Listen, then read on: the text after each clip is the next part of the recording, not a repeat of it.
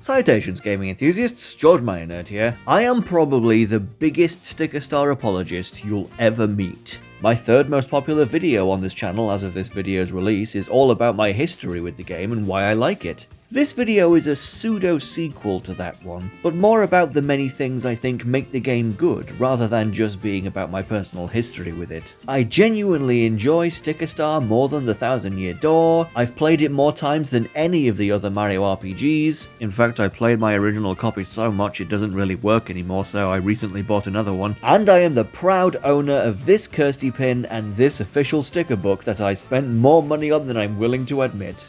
I am plenty aware that Sticker Star has legitimate problems, the story isn't very deep, there were some silly restrictions placed on how quote-unquote original it was allowed to be, and blah blah blah blah blah blah blah blah blah blah blah blah blah blah blah. But that's not what I'm here to talk about. Countless people have been whining about this game's flaws for the last 13 odd years, and I'm sick of hearing it! It's time for me to gush about the many positive attributes of one of my favorite games. You cannot stop me! So I just finished my 5th or 6th playthrough of the game, as was my wont since Sticker Star is my comfort game, but this time I decided to do it a little differently. You see, Sticker Star is unique amongst the other Mario RPGs in that your ability to access the later worlds is not tied to which main MacGuffins you've collected, or what abilities you've learned. Instead, all you need are the right things and scraps, and you can travel anywhere, sans the last world. So this time around, I decided to challenge myself by completing the worlds in reverse order. This made me appreciate this game even more than before, World 5 especially becoming much more difficult by being played with minimal album space and total health points. It suddenly became a really satisfying, intense resource management game. Only having very little health to survive with against the very tough enemies, only a little bit of space to hold attack and healing stickers, so you need to carefully choose which stickers you keep and pick exactly the right moments to use them, and the shop is pretty much useless against those late game enemies because it only upgrades its inventory after you've cleared a few chapters. So now the game's generosity with stickers all over the overworld is necessary to survive, rather than something that makes the game too easy. I do believe that the game is still fun when played as intended, and people who play it and the other modern games while avoiding and running away from all the fights just because there's less of a penalty in this game for doing so are missing out on a lot of the fun and actively making the game more frustrating for themselves. But I do believe that Sticker Star's main problem is not originality or its fundamental design, it's in its difficulty. If this game was better balanced to be a harder experience, I think a lot more people would enjoy playing it. Wait, damn it, this was supposed to be a video just for listing this game's positives. Why am I talking about how it could be improved?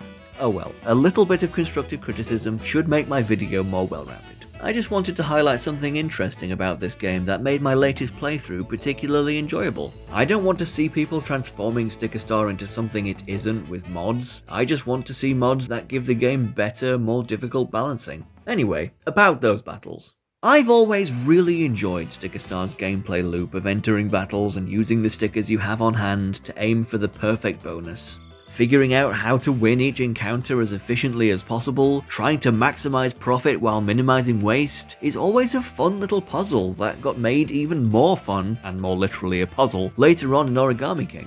This game has so many different and creative stickers to use. I really enjoy going to the shops to stock up on my favorites. I especially like the counter-attacking stickers. They're tricky to use but very satisfying to pull off. And it's always smart to carry some tails and spike helmets to keep your options open in battle. They give the battles a little bit of Mario and Luigi flavor that I find refreshing after the first 2 games mostly only allowing you to block attacks to take a little less damage. I actually quite like how this game usually forces you to target the front enemy and has all the enemy's total health combined into 1 HP bar. Yes, on the surface these choices limit your options and information in battle, but I really enjoy how it affects how you think about your actions. You need to pay a lot more attention, you need to be more careful. It's easy to waste stickers if what you chose to use doesn't affect the row of enemies like you expected because you overlooked something. It makes the stickers that do target all enemies all the more valuable. But aside from the very strongest and most rare or expensive stickers, even these items aren't guaranteed to wipe out all the enemies in one move.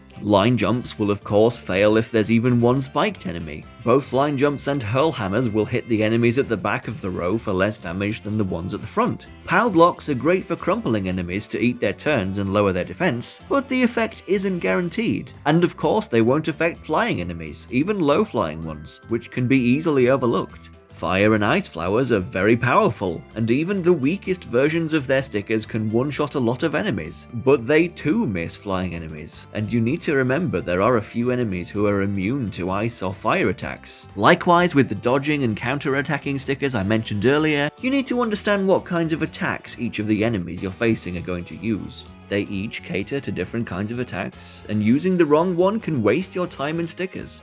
This balance of strategizing to minimize waste while maximizing profit makes the battles in this game really fun for me. Not sure this one sticker will defeat everyone, you can always use the battle spinner to get more actions, but that costs money and you might end up using more stickers than you need. But if you are sure that one powerful sticker will defeat everyone, do you have a less valuable sticker that could also do the job? Wouldn't want to be wasteful. I love all these little risk versus reward calculations you keep having to make in this game. Stickers being really easy to come by in large quantities does make the game easier than it probably should be, but it also means you can make sure you're stocked up for any eventuality you may encounter in battles to ensure that sweet, sweet perfect bonus. Do well in the battles and you'll earn the coins you'll need later to buy the powerful things and stickers you need or want later on, or the coins you'll need to use the battle spinner as often as you want, which is an extremely valuable tool to have in tougher fights. Is it true that Paper Mario Sticker Star gives you less meaningful rewards for winning fights, while also punishing you much less for ignoring them than previous games in the series as well as most RPGs in general? Yes, that's true. But it's also a blatant falsehood to say there are no rewards at all. Even if you're fighting an enemy to get it out of the way because it's throwing annoying projectiles at you, you're still being benefited by beating it. Yeah, you can flee from battle, and yes, that also makes the enemy disappear. I really wish they didn't though. That would be part of the difficulty mod I'd like to see someday. They should remain after being fled from. That's a legitimate gripe I have with this game. But running away is not always successful. You are only robbing yourself of a fun time and an important part of the game's experience by ignoring them. But if you're still in the RPGs needy XP to feel rewarding camp, let me ask you a question. Did you enjoy Undertale or Deltarune? Two insanely popular and widely beloved games that both have the option to play in a way where battles make you stronger, but both games also offer peaceful routes that are more popular and usually considered more enjoyable, where EXP and level ups are not a part of the experience. All you receive from winning fights peacefully is money. Undertale even gives the player the option to flee, so why do so many people bother going through the effort to spare enemies if EXP is a necessary ingredient in an enjoyable RPG? Do people play video games to have fun, or to watch a number go up? The answer is kind of both, but the ratio for how much the two factors are true differs from person to person and game to game. People play games for different reasons. Different people find different kinds of games fun. People play the battles in the Undertale and Deltarune pacifist routes because they enjoy the bullet hell gameplay, they enjoy figuring out the little puzzles for each monster or darknet to make each one happy, and they enjoy the writing of the characters so people naturally want to choose peace. And the money you get for victory is not required, but is still useful. People play the battles in Sticker Star for the fun strategic resource management experience I described earlier in the video, and for the fun action command timing gameplay that people have enjoyed in this series for years. Getting an excellent on the hammer attacks in this game is insanely satisfying for me. I love how he spins around like 3 or 4 times when you get it. I've always been so bad at this timing and it's super rewarding whenever I get it right. And the money and stickers you get for victory is not required, but is still useful. For these Toby Fox games and the modern Paper Mario games, the point of the battles is much less about seeing a number go up or getting stronger, and more about the inherent fun of the game. Heck, Heck, that concept is in large part what Undertale is about. The genocide route being partially a meta-commentary on people who play RPGs to get as strong as possible and want to do everything available in a game, even if that chasing after the absolute makes the game a tedious or unfun experience. Though the deliberately making the game tedious and unfun way to play Sticker Star is the opposite to Undertale's genocide route in that it is achieved by ignoring all the fights instead of doing them exhaustively. Both are still ways of playing that refuse to engage with the unique and fun soul of the respective games. Except Sticker Star doesn't have any bonus content for playing it the tedious way, it's just unfulfilling. Look, I'm not trying to claim that Sticker Star is better than Undertale or Deltarune.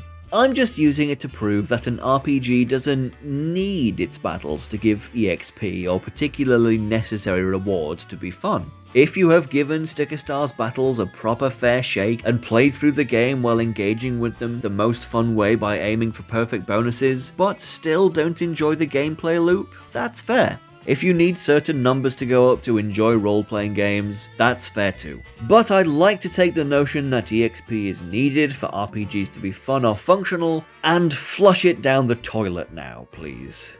Because it is a load of rubbish. I also find the boss battles in this game rather fun and creative. From playing them normally, you can enjoy their stupendous music, the creative spins on classic Mario enemies in their designs, and the catharsis of figuring out their weaknesses and subsequently feeling very powerful as you demolish them. Oh, and you get a new page for your album, meaning these fights do actually make you stronger in a way unique to this game. But my favourite thing about the bosses in this game is that they essentially have a hard mode. If you don't use the thing stickers that you're supposed to use in these fights, you're in for an uphill battle against powerful foes with obscenely huge health bars and a limited supply of stickers. If you are not prepared with the right kit, and if you don't use your dwindling resources wisely in these huge tests of endurance, you will die.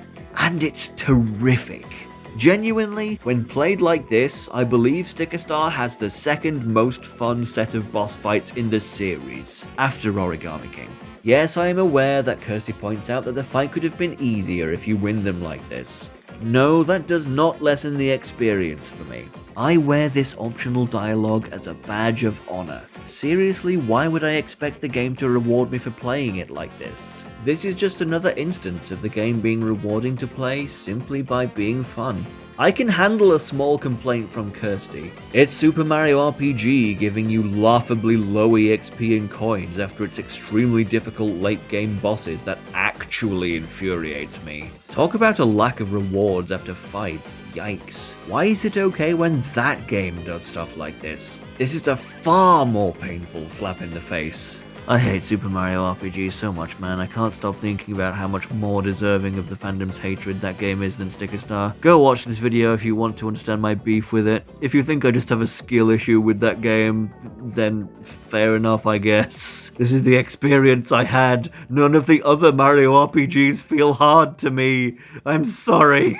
At the same time Sticker Star took its focus away from battles and EXP, it was putting more focus towards the complexity and size of its overworlds. Possibly this game's biggest strength is in its intricate worlds and their many secrets and hidden collectibles. This game is just so fun to explore. In a way, exploration is Sticker Star's alternative to EXP and leveling up. Finding stickers makes you stronger because you gain better options for battle, kind of akin to restoring your FP in previous games. Finding HP pluses gives you more HP and raises your attack, much like a level up would. And finding things allows you to solve puzzles, beat bosses, and gives you a nuclear option in fights if you really want them dead. I always keep a few secret doors on me from that one guy bragging about his monopoly so I don't miss out on all the hidden things and occasionally a HP plus or strong stickers. The large, varied world design in this game is a wonderful breath of fresh air after the painfully dull design of the areas in the Thousand Year Door. About 80% of that game's overworld is just walking backwards and forwards through never-ending straight hallways and occasionally performing the right action. several different chapters in the game. You have to go all the way to the right, and then go all the way to the left, and then go all the way to the right, and then go all the way to the left, and then go all the way to the right. Na, just a boring corridor. There is vanishingly little exploration in TTYD, and all backtracking is definitely handled much better by the so-called worst game in the series than in the so-called best one. Going to different levels is quick and easy. Thank you, Start Button, and thank you, World Map. It's also nice that Sticker Star lets you do many levels out of order if you want. You can skip ahead like I mentioned at the start of the video, and if there's a part of the game you're struggling with or don't enjoy, you usually have the option to go somewhere else on the map and progress through a different world until you're ready to face it again. I really like that freedom of choice. There are plenty of things that TTYD does better than Sticker Star, but level design is definitely something that the 3DS game does much better. Genuinely, let me know in the comments if you'd like me to make a comparison video for these two games to see which game I deem better. I definitely like Sticker Star more than the Thousand Year Door, but I'm actually not sure which I'd say is better designed overall when I'm trying to be unbiased. Another reason exploration feels so rewarding to me in this game is the museum. As a lifelong Animal Crossing fan, I love stuff like this in games, and when playing this game I adopt a "the first one always goes to Blathers" mentality. If I collect a cool new sticker in the middle of a level, you bet I'm making sure I don't use it so I can donate it later. This makes discovering new stickers and things really exciting for me. It's really satisfying filling up the museum as the game progresses. The section on the right does occasionally give you some niche information about the sticker's utility, but mostly it's very simple descriptions of what each one does, and you get a battle test room as a reward for completing it, which I looked at once and decided was lame, sadly. But the thing sticker section of the museum is a different story. The descriptions under each exhibit are hilarious. They're all about these toads experimenting with these everyday objects as if they were unknown alien paraphernalia, sometimes getting injured in the process, and almost always being wrong in their conclusion about their intended use. Apparently, whatever mad scientist created this thing thought it would be funny to load liquid into a highly pressurized container. Ha ha. Oh, someone definitely died when they opened this. These are so funny, and I still try to fill the museum every time I play through the game. It's very satisfying. And completing the Thing Sticker exhibit gets you the sound test room where you can listen to the game's stupendous soundtrack. I'd say this game has the most consistent musical identity out of this series' soundtracks. It's all very jazzy. I don't think I'd say Sticker Star has the best OST in the series, seen as the competition is so stiff, but I will say that as a whole I prefer the music in the modern trilogy than the classic one. Though I do adore all of these soundtracks. So many of these songs just make me feel so warm and fuzzy, and the boss themes especially are incredible. The satisfaction I feel from filling up the museum and unfurling the flags made Paper Mario Sticker Star one of the very few games I've actually bothered fully completing. Let's talk about paper.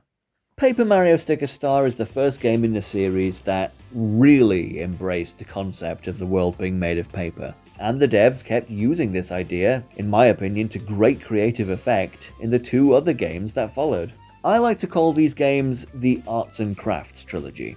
Out of the many things people find fault with about Sticker Star, I believe not liking the paperiness is the one most based in simply not being to people's taste. There is nothing whatsoever inherently wrong with this identity that the Arts and Crafts trilogy adopted. Some people just don't like it. But a lot of people do like it. They're usually just not as loud about it. Some would say that when focusing too heavily on the paper part of Paper Mario, the series lost its identity and charm just to replace it with something much more flat. But this isn't an absence, it's just a change. The paperiness of this half of the series is its charm and identity. I love these games for what they are. They're no less valid than what came before them. These games still have engaging and unique stories to tell, and the paperiness of them doesn't take away from that, it just adds a new wrinkle to the writing that makes the setting more interesting.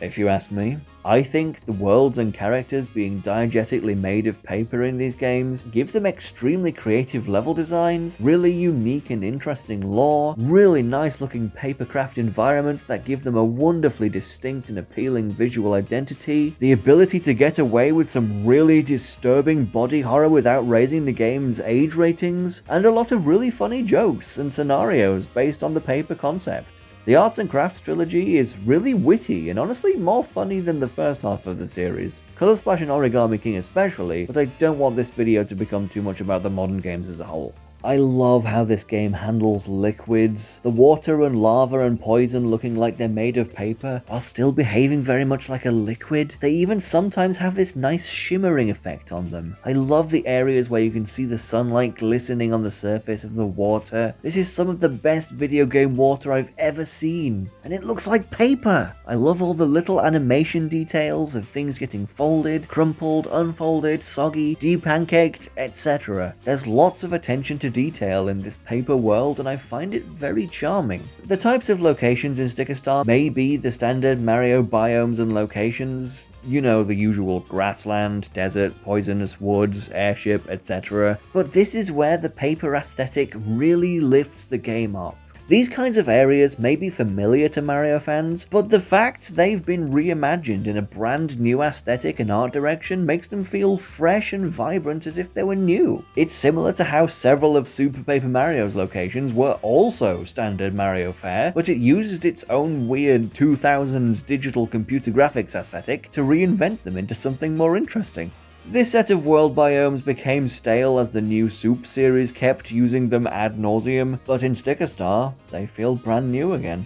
The papercraft world in this game combined with the 3DS's 3D effect makes playing this game feel like I'm looking through a little window of a box with immaculately crafted tiny paper dioramas inside it.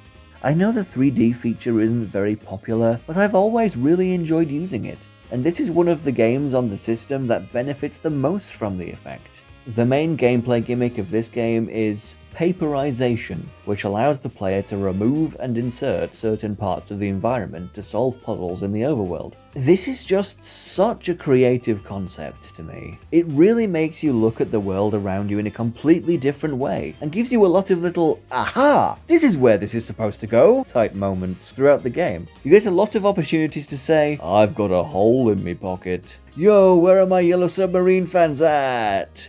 Anyone else see that movie? No? Okay. I've heard lots of people talk about how this game's puzzle solutions are obtuse and hard to figure out. I don't know if I'm just more big-brained than those people or what, but I never had any trouble with them. My only complaint about Paperization is they could have gone further with it, given you more opportunities to move things around and influence them. Thankfully, someone decided to make an entire game that revolves around this concept with a tiny sticker tail. And that game is really fun, so I can play that if Sticker Star isn't scratching the itch enough. Paperiness was always part of this series. They simply decided to make it important to the world building from this game, and I think that's okay.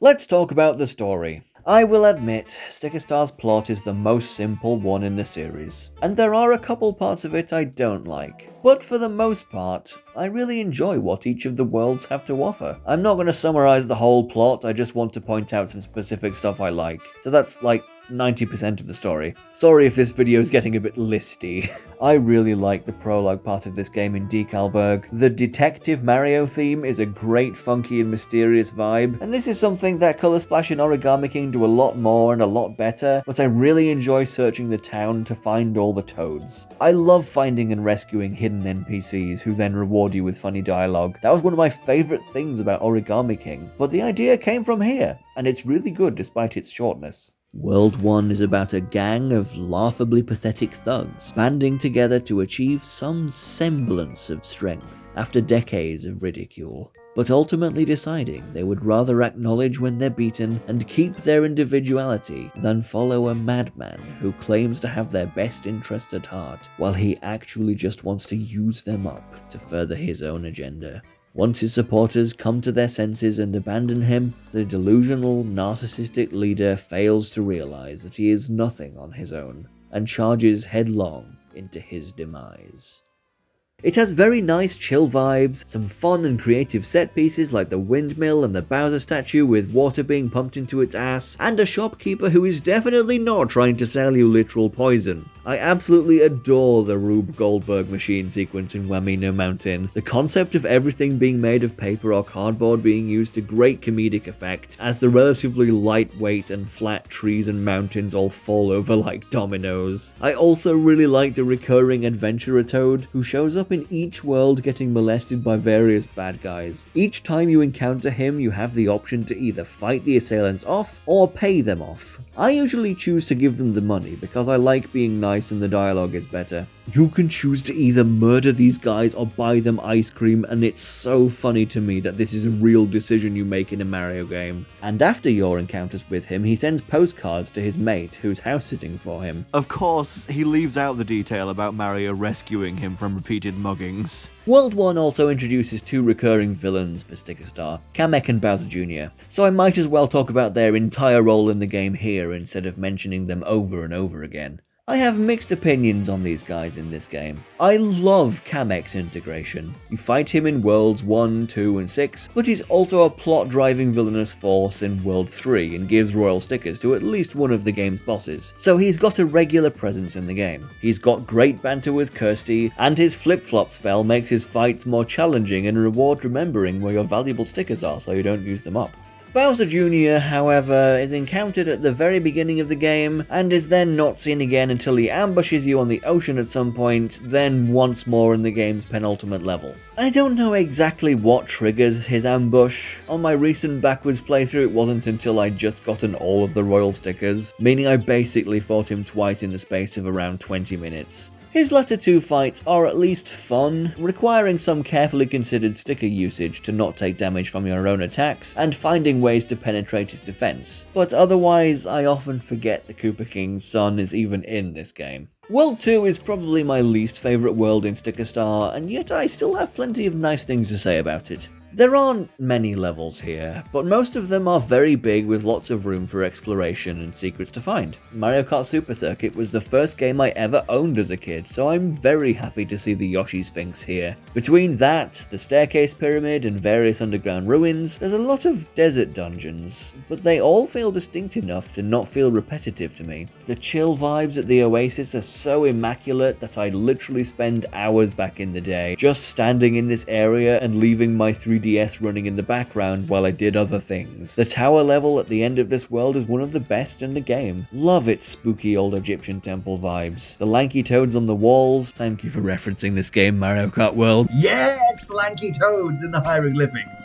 That right there is a flipping Sticker Star reference. Love the weird mural enemy fights. They freaked me out so much when I first played. I really enjoy figuring out all the floor's puzzles and how you can tell you're getting close to the top as they become smaller and smaller. Unfortunately, Sand Shifter Ruins exists. If you understand where you need to go or figure it out in a couple of attempts, the level is fine. It's certainly distinct, and I do like that there's so much hidden stuff to find that most of the paths you can take at least have something of worth to find. But alas, almost every time I play through this game, I end up spending a couple hours going the wrong way and getting lost trying to find both of the exits. Please subscribe and stay tuned for my upcoming ranking video for the worlds in this game. Time for what I think is a spicy take even among people who like Sticker Star. I love World 3! It's probably my favourite one! I adore the dark, moody, and dangerous forest vibes. It's the biggest world in the game by far, but I love all the levels, and I love the story here. Wiggler is adorable, and I feel very motivated to help him and cure the forest. Chasing the segments can get a little annoying, but it's also funny, leads to lots of great shenanigans, and they have a great fight theme. And it gives me an excuse to really explore and scour one of my favourite worlds in the game. So overall, I don't mind. World 3 is also home to the outrageously terrific game show Hit It or Sniff It, also known as the best game show segment in any of the Paper Marios. I proved it in a poll on my channel. Being so active and slowly running out of health, it's a lot more fun than just choosing options from a list or Circle Puzzle Stress Simulator. It's also home to a stupendous and creative boss fight with Goopa Blooper. I adore the rhythm game gimmick to it, and its big poison attack makes no sponge runs of that fight even more tense. You really should block that. I also love the low-key Spanish guitar that plays in the shipwreck level before you reach the boss. It somehow sounds both tense and chill at the same time, while being a great foreshadow for the kind of music you're about to hear in the boss fight. But a particular bit of World 3 I love that I'd like to highlight here is Kamek's kinda horrifying scene where he tears apart Wiggler's body. This is one of my favorite things about Paper Mario being diegetically paper themed.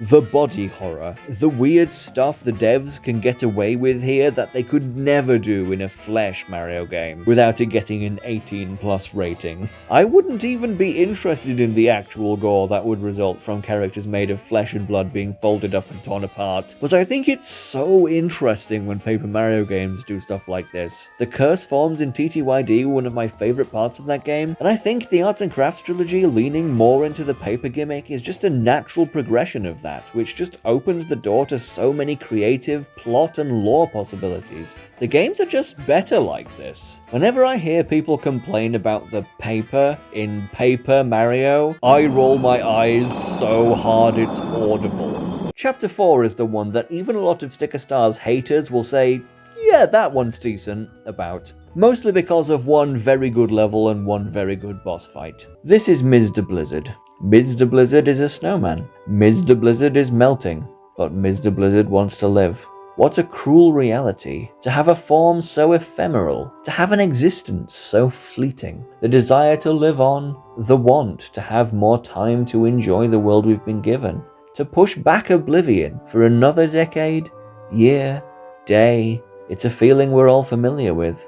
It's always too short. Mr. Blizzard found a way to extend his brief life, a way to hold winter tightly in his grasp and keep it from fading along with him. But the cold, the dark, and the snow could not last forever. Spring must come eventually for new life to flourish. So Mr. Blizzard relinquishes his crown. Mr. Blizzard gives up his never-melting body. But Mr. Blizzard hopes, someday, he will be built once again, and witness the beauty of the snow once more. I mean it when I say this snowman is one of the most tragic characters in the series. The Enig Mansion is an extremely strong contender for the best level in the game, being a wonderfully fun microcosm of this game's biggest strength. It's big explorable levels with loads of secrets to find. In the rest of the game, you're encouraged to explore every path, nook, and/or cranny to find hidden comet pieces, stickers, things, HP pluses, and the like. But here, you're scouring every inch of the house, hunting for booze like it's Luigi's Mansion. It's so fun. The atmosphere is excellent, and the mansion feels like a mini Metroidvania as you figure things out or find the right scraps you need to access new parts of the building. Every time I play through Sticker Star, I forget some of the solutions to problems in this level. I come across a room with something weird happening, try a few things that don't work, assume I don't have what I need to figure it out yet, and after about an hour and a few laps around the mansion walking past the room several more times, I have an epiphany. Many of the game's critics would tell you this is Sticker Star's only good level, but I argue this is simply a more concentrated example of what's so great about this game, examples of which can be found in nearly every level it has to offer. The plot in the Enig Mansion is genuinely one of the weirdest twists to ever happen in the Mario RPGs, and it's all thanks to the paper gimmick. So you arrive at the mansion, and this guy is the owner. After a bit of digging, you discover that he used to be the butler to the house's previous owner, the guy who ran the ski lift, but he inherited the Enig Mansion when that guy passed away. Anyway, we solve the ghost problem, and as thanks, the steward gifts us a portrait of the forebear, but the player needs to activate the ski lift to progress through the world. So Mario and Kirsty use Paperization to bring the forebear back to life. And then he goes back to the mansion and resumes ownership. And the steward is his butler again, as if nothing had happened. So his old boss randomly came back to life, and he's obligated to work for him again? Was there a resurrection clause in his contract or something? I feel so sorry for this guy. He ended up in a ridiculous situation that Mario was responsible for, and I'm scared to think about the lore implications of Paperization being used to reverse death. If anyone from Kirsty's planet, the Sticker Star, can just paint any person, creature, or object, living or dead, then bring it to life, that could actually be a cool idea for a villain. Weaponized paperization seems scary. Nintendo, get on this. I'm sure fans of this series would love a direct sequel to Sticker Star that takes place on a titular planet. No one would be mad about that. The rest of the world is great too, though. This game just nails the vibes of the different video game biomes so well. I adore the snowy ice world feel here, and I really appreciate seeing some of my favorite enemies from the new Soup series here, Cooligans and Snow Spikes. And not enough games feature beautiful ice caves like this. I adore the way ice looks in this game, it's so shiny. The minecart ride is fun, Birdo's performances in the 3 modern games is something I always enjoy, and I could use a secret door here, but I enjoy the high stakes queuing. World 5, stupendous jungle vibes and decent volcano vibes. The first river rafting level is very fun, and I used to hate the second one with the cheap chomp, but I suppose over my repeated playthroughs across the years I've gotten good at it, and had no trouble this time. Of course, I have to point out Chomp Ruins, a beautiful jungle ruins type of level, and another strong contender for the best level in the game. Like most of Sticker Star's best levels, there's so much to explore and so many secrets to find. The music, architecture, and sound design of the running water and birds all come together to form a succulent mystical ancient ruins vibe. I should start comparing vibes to food more often. Then, much like Wamino Mountain in World 1, the devs gave World 5 a second type of biome with a couple of lava levels, both of which are good, but the last level is excellent, especially on my latest playthrough. It starts with Kirsty getting vored by Petey Piranha. As a big Mario Sunshine fan, it makes me very happy seeing Petey and Gooper in this game, and then you've got to navigate through the hazardous volcano and reach Petey without her help. That means no paperization and no battle spinner, which, when you're playing the final world before beating any of the others and are facing enemies with high attack and far more health than you, is a big problem. The game got very difficult here, and I actually game overed a few times. In my weakened state, I had become rather reliant on the battle spinner to give me enough actions to keep me alive, so now I needed to strategize even more carefully. Between falling in lava and fights or enemy projectiles taking so much of my health, I was tiptoeing around the level so delicately, and I was extremely relieved whenever I reached a heal block, save block, or the shop. Seriously, this game is so fun when it's difficult. Also, it's funny that both here and in Scuttlebug Burrow, when you get separated from Kirsty, when you press L to talk to her, the game tells you you can't talk to someone who's not there, and after that message, the L and Y buttons just become Make Mario Sad buttons. It's funny. Look how sad he is. And then the Petey Piranha fight doesn't have any thing stickers that make it easy. So it's the really fun kind of really difficult test of endurance and strategy that you can choose when battling the other bosses, but by default. His spit attack can incapacitate you, but at least it can be blocked or dodged, unlike some bosses I know. World 6 is barely a world. It has a cliff.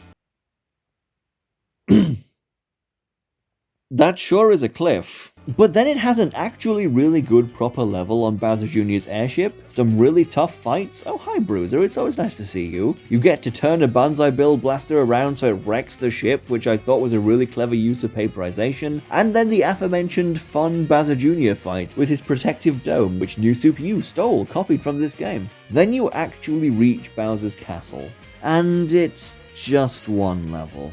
One level with a couple corridors and a couple of boss fights. I remember being disappointed with this final world from when I first played Sticker Star. The castle looks so big on the outside. I was really expecting a bunch of levels inside there. But alas, this whimper of an ending feels to me like the devs were running out of time and rushed World 6, which is a shame if true. The one blemish on an otherwise flawless video game. The final boss, Bowser himself, is a lengthy one, and has several specific thing stickers that you're supposed to use at different phases to win. When you know what you're doing and what you need to bring to it, I'd say it's quite a fun one, another test of strategy and endurance that this game does so well. However, I will say it's a bit too rough on people who are unfamiliar with it. There's 5 or 6 phases, each with particular sorts of stickers you ought to have in order to clear them. Bowser needs to be brought down to a certain health level to move on to the next phase, but it's not apparent what HP that is, and he heals at the start of each phase, making it easy to feel like you've wasted a lot of stickers. You can still muscle your way through the fight even when your stickers aren't ideal, and this fight will give you useful stickers for free fairly often when blocking attacks, but this fight is a harsh one.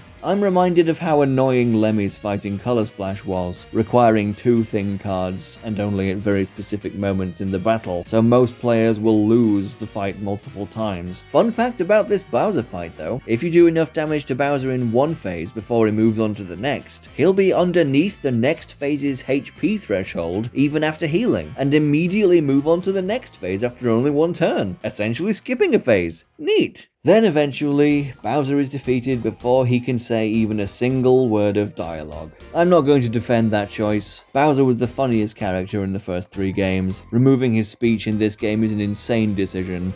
Bad.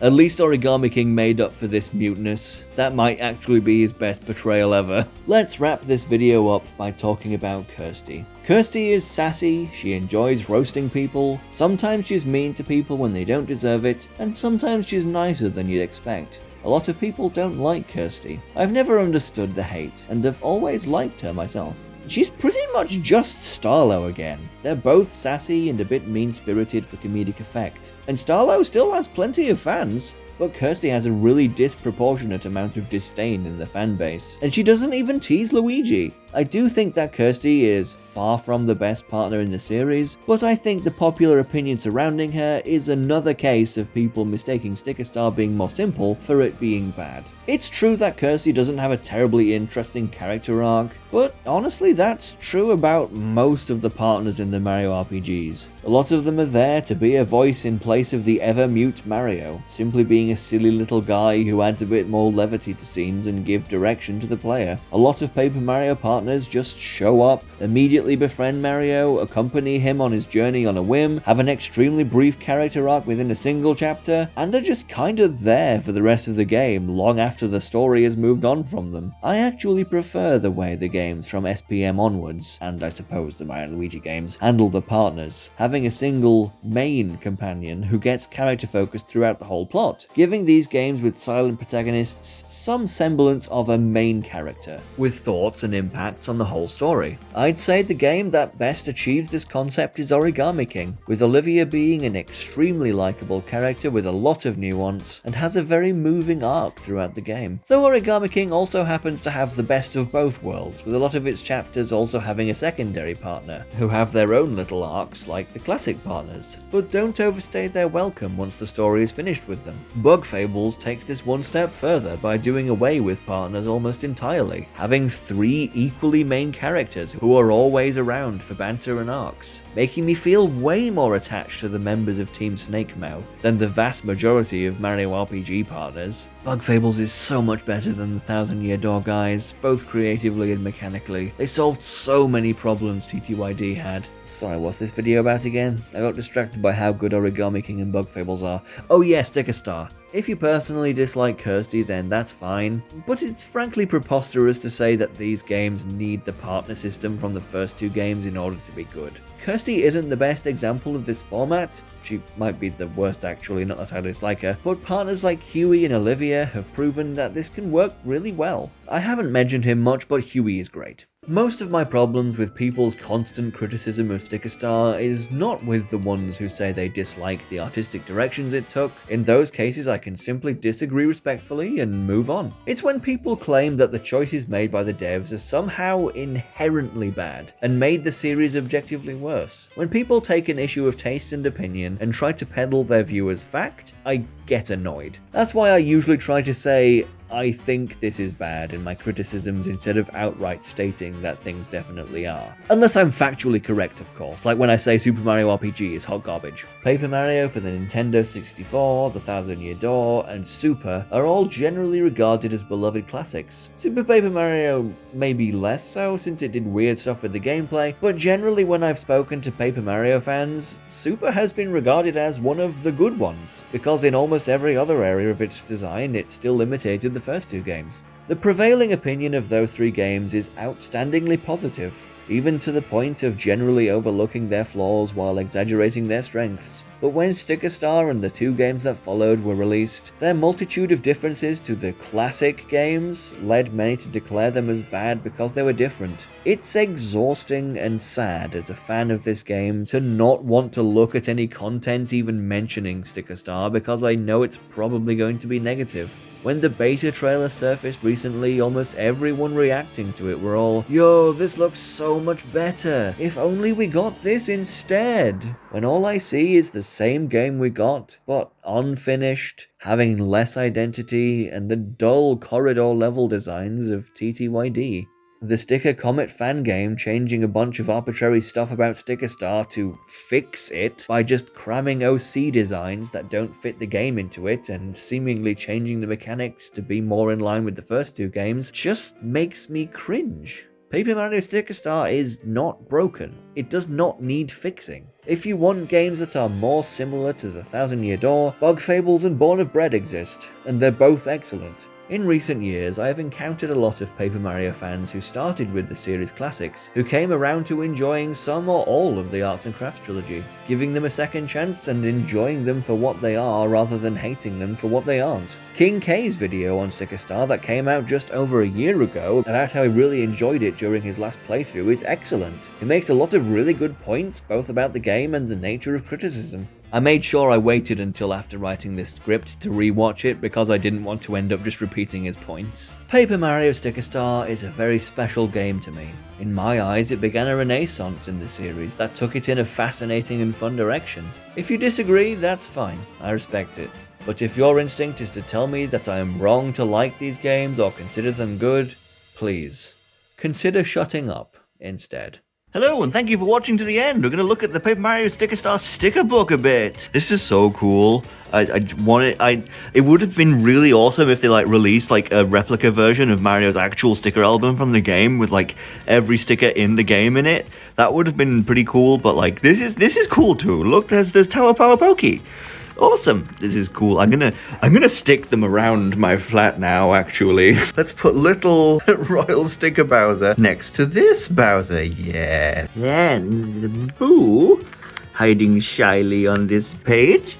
You can come with me. We can go inside my wardrobe so you can hide away in the dark. Boo is less shy, and he's excited to see Lady Bo. And the secret door can go over here on my alcohol cupboard to protect my alcohol. It's a secret. Satisfying sticker peeling, yes. Bowser Jr. has wiped out in his clown car. Oh no! Don't worry, though. Mario is here to hit him in the head while he's down. Dear me. Good God, this is taking place a long way away from the Bowsers over here. Hooligan is a cool guy, so obviously he goes on my fridge. Hey, look, guys. A Goomba. Oh, and it's a spiked Goomba. You know, from Paper Mario. How they've always been. It's a bit too big for him. Whatever the heck this hammer is, it doesn't exist in the game. I guess it must be a beta item. A beta hammer. Maybe a design for a hammer that did end up in the game? Whatever, it's going on my not Mario side of my wardrobe because it doesn't appear in any Mario games. Got to hit record, but I put Kamek over here in the corner, nearby his adoptive son. Isn't that nice? The family is all together, except, thankfully there is a second Bowser Jr. sticker, so now the family is all together, and there are two Bowsers. Because Paper Jam? Yes, it was on purpose. And of course, Kirsty is very important, so she gets more sticker peeling. And she goes onto my laptop, which I used to edit this video. Hooray! It's a new laptop, so it's at the moment it's only her and Stanley holding his bucket. I'll put more stickers on there eventually.